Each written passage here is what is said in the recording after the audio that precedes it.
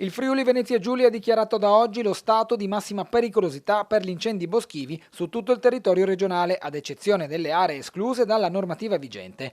Il provvedimento, adottato dal Servizio Foreste dopo il confronto con la Protezione Civile regionale e il Corpo Forestale, arriva in seguito all'aumento dei roghi e alle condizioni climatiche favorevoli alla loro propagazione. Negli ultimi giorni le fiamme hanno interessato diverse zone della regione. Nel comune di Morrupino sono andati distrutti circa 20 ettari di bosco, mentre a Claut la superficie percorsa dal fuoco è stimata in 45 ettari. Restano impegnati i soccorsi anche ad Andreis, Tramonti di Sopra, Forni di Sotto, Ampezzo e Sgonico.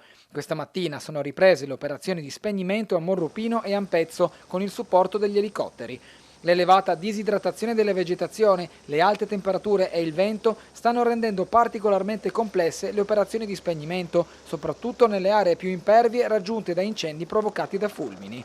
Con l'entrata in vigore del decreto scattano anche i nuovi divieti: vietato accendere fuochi, bruciare residui agricoli e forestali, utilizzare apparecchi a fiamma libera fuori dalle aree consentite, far esplodere fuochi d'artificio o impiegare strumenti che possano generare scintille vicino alla vegetazione. Le sanzioni previste dalla legge vengono raddoppiate con importi fino a 2.000 euro. Contestualmente il Corpo Forestale regionale ha disposto il rafforzamento dei servizi di sorveglianza e prevenzione su tutto il territorio fino alla revoca dello stato di massima pericolosità.